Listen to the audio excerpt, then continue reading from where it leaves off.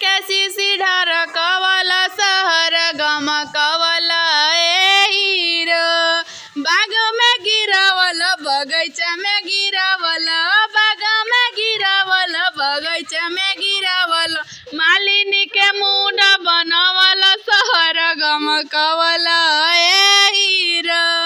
गाँव में गिरावल देहात में गिरावल, गाँव में गिरावल देहात में गिरावल, लइकिन के जीवा छछनवल सहर गम कवला ए हीरो। सेंट कैसी सीढ़ा रकवला सहर गम कवला ए हीरो।